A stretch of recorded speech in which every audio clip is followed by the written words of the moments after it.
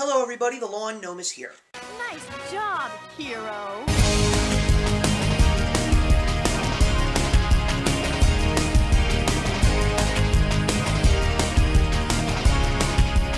So welcome everybody to the final installment for my 30th anniversary of The Legend of Zelda this year, and I'm really glad that I was able to bring this to you guys before the end of the year because I didn't think that I was going to be able to finish Majora's Mask on time.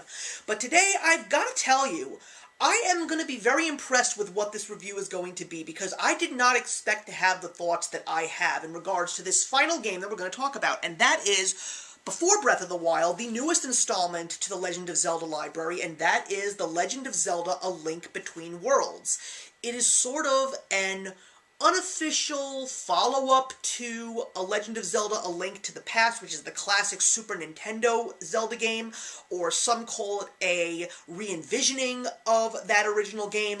But either way, this was a game that a lot of people were telling me you have to play because you're just absolutely going to love it, and it was actually called the Handheld Game of the Year when it did in fact come out in 2013. So I played it, and I gotta tell you, these people were absolutely right. I was blown away by how much this game had to offer me, and I'm still in the middle of it right now. I've actually hit the midway point. I just got the Master Sword, and I'm about to start the second half of the game. So before I continue on, let's listen to me as I show you guys some clips of the gameplay.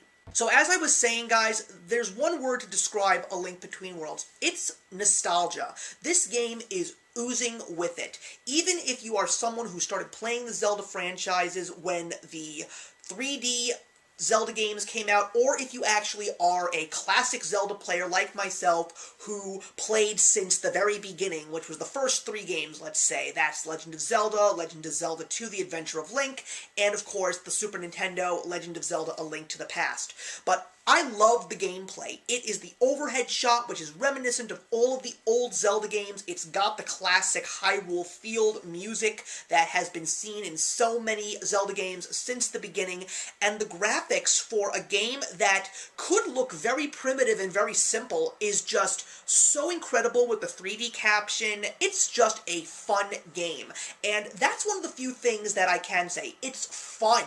It is not like the Ocarina of Time or Majora's Mask, because those are very epic, very mind-blowing games. Those games have very intense moments, and I won't lie, that every single time I play those games, especially when you get to a boss or something like that, I feel on edge. But with A Link Between Worlds, it's a lot more lighthearted, it's more fun, the dialogue between the characters is just sometimes very funny, and you've even got some really cute moments that happen with these characters, especially because they look all chibi and kawaii, which a lot of people like about them, especially Princess Zelda.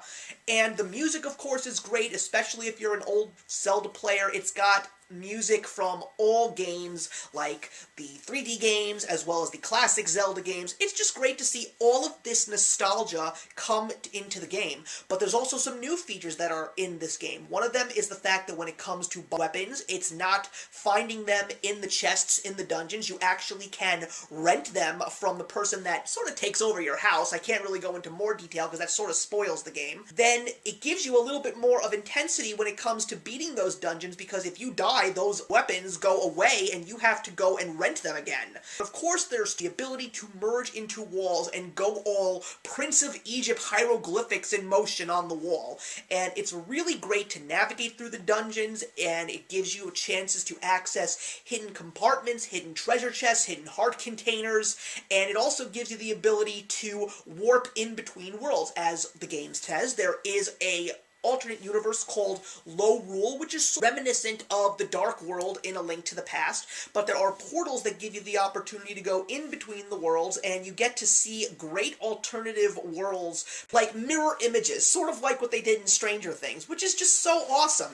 And the other thing that I really like about it is it's really not such a complicated game. It's got great puzzles that are lots of fun to do, but they're not as crazy complicated as you probably have seen seen in some of the more recent 3D Zelda games. And I feel that that's very advantageous because it adds more to the fun factor, and more importantly, it adds to the replayability. I mean, I love games like Ocarina of Time and Majora's Mask, but those are games that really take a lot out of me, and it's very, very hard to just replay them one after the other, especially if you're trying to go for the complete game. A Link Between Worlds is a little less complicated, so you have more fun, and you want to play it right away again. I can see myself playing this game so many more times than the other two Zelda games that I have, and it is a real treat. And I gotta tell you, if you haven't played this game yet, you really should, because it is so awesome, it's so nostalgic, and it's so much fun.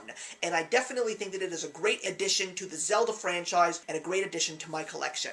Guys, thank you so much for watching these 3 videos of Legend of Zelda games, and I gotta tell you, after playing this game, it really makes me want to play so many other Zelda games that I never really had the opportunity to do so.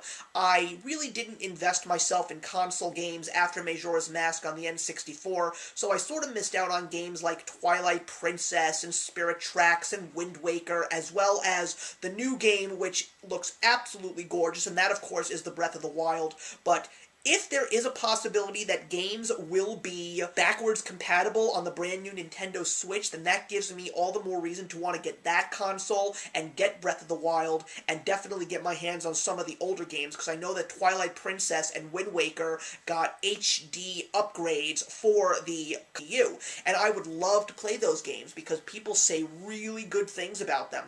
I'm also kind of surprised that they didn't put these games on the 3DS. I feel that they have the technology, especially with the great cleanup that they did with the Ocarina of Time and Majora's Mask. But that's my review, everybody. Once again, please put your comments in the box below. Let's talk about any Zelda game that you would like, but if you want to talk about A Link Between Worlds, that's pretty awesome too. So I will see you guys in the next video. Happy holidays, be safe, and actions speak louder than words. Hey, excuse me, princess.